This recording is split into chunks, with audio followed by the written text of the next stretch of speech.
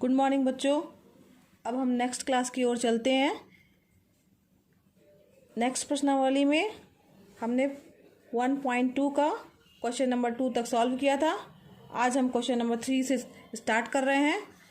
Question number 3 हमारा दिया हुआ है, √5 को संख्या रेखा पर निरूपित करना। ठीक है, संख्या रेखा के बारे में हम जानते हैं।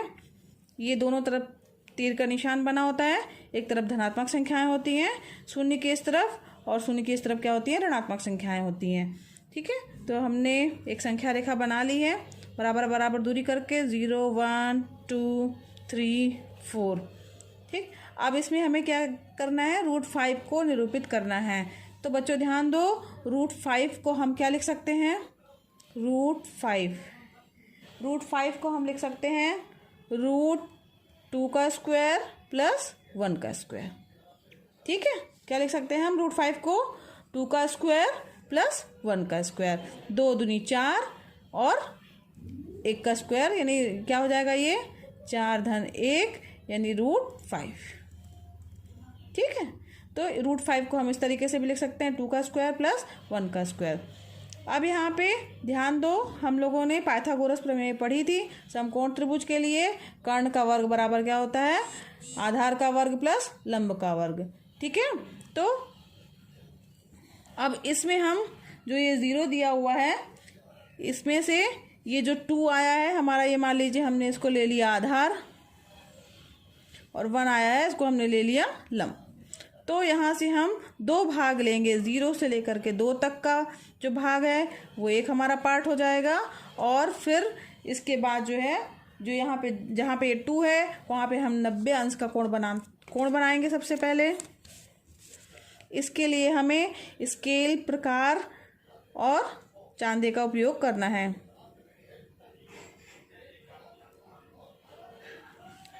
ठीक है बच्चों, ये हमने इसमें 90 डिग्री का कोण बनाती हुई एक रेखा खींची।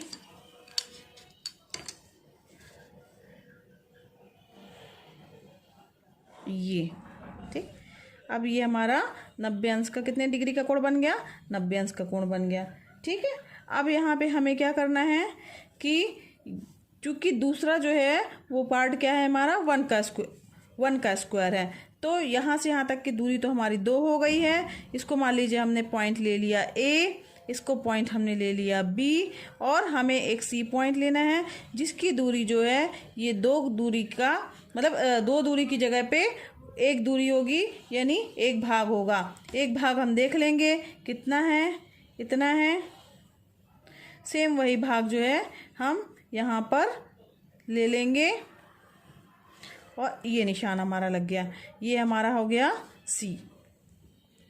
ठीक है, अब ये जो C हो गया, अब इसमें हम A से C को मिला देंगे।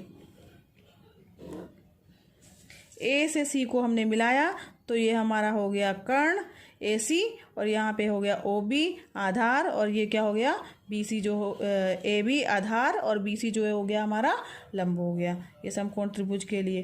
ठीक है, तो अब ये इसकी वैल्यू हमारी, इसकी वैल्यू कितनी आ गई है 2, इसकी वैल्यू कितनी है 1, तो इसकी वैल्यू कितनी होगी, इसकी वैल्यू होगी 2 का स्क्वायर प्लस 1 का स्क्वायर, यानी इसकी वैल्यू कितनी आएगी हमारी √5।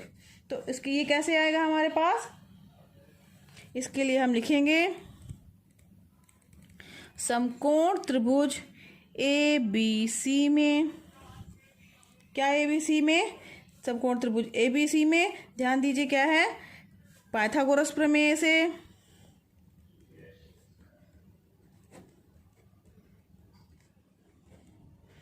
क्या होता है, कर्ण का स्क्वायर बराबर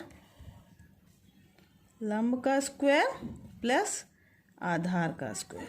ठीक है, अब हमें मान लीजिए AC पता करना है कि हमारा AC कितना है, तो AC का स्क्वायर बराबर हो जाएगा हमारा, हो जाएगा 1 का स्क्वायर प्लस 2 का AB का स्क्वायर प्लस BC का स्क्वायर।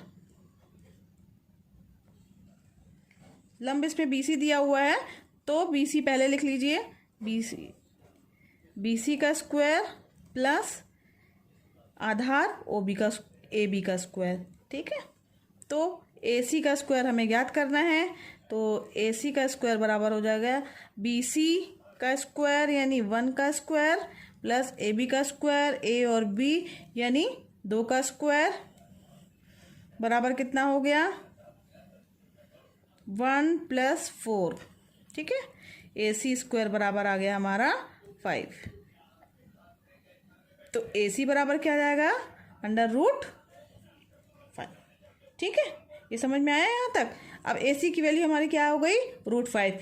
अब इस √5 को हमको जो ये हमारी संख्या रेखा है इस पर दर्शाना है। इसके लिए क्या करेंगे बच्चों, इसके लिए जो है अब हम प्रकार की सहायता से जो इसका केंद्र O है यहाँ पे प्रकार रखेंगे और ये पॉइंट C नापेंगे और यहाँ से हम एक चाप जो है वो लगाएंगे।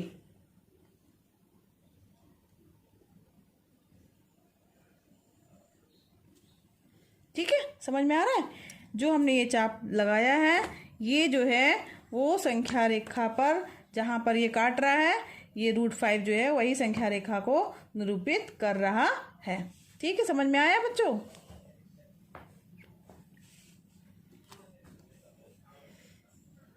तो ये जो है ये पॉइंट जो है ये हमारा जो है वो संख्या रेखा पर √5 को प्रदर्शित कर रहा है, निरूपित कर रहा है। ठीक, इसी तरीके से अगर हम ये तो अभी √5 के लिए पूछा था, अगर एग्जाम्पल के लिए हम ये मान लें कि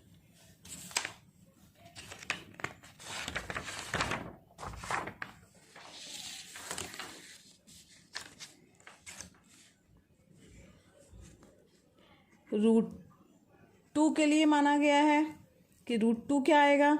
ठीक है, तो इसके लिए क्या करेंगे इस प्रकार बच्चों देखो ये जो संख्या रेखा पर ये जो कट लगा रहा है जहाँ जिस पॉइंट पे कट लग रहा है इसको हमने पॉइंट P दे दिया और ये P पॉइंट ही हमारे √5 जो संख्या है उसको जो है वो संख्या रेखा पर निरूपित।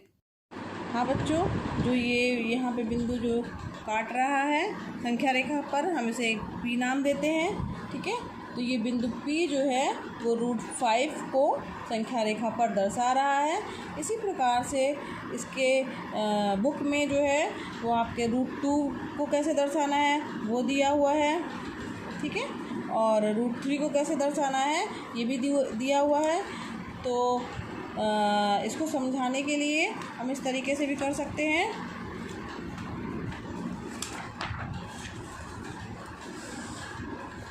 जैसे ये √2 है। ठीक है बच्चों, तो √2 को हम जो है क्या लिख सकते हैं, √2 को हम लिख सकते हैं √1 का स्क्वायर प्लस 1 का स्क्वायर। ठीक है, 1 का स्क्वायर कितना हो गया 1 + 1 बराबर √2। तो इस तरीके से जब हमारी संख्या रेखा बनेगी ये मान लीजिए तरीका वही रहेगा 1 2 3 4। तो यहाँ चूँकि यहाँ पे दूरी 1 है दोनों तरफ लंब और आधार दोनों 1 है तो ये यहाँ से यहाँ तक की दूरी 1 ले लेंगे और जब 1 ले लिया हमने इसको तो फिर फिर 90 डिग्री का कोण बनाएंगे चांदी की सहायता से। ठीक है, ये मान लीजिए हमने 90 डिग्री का कोण बना लिया है।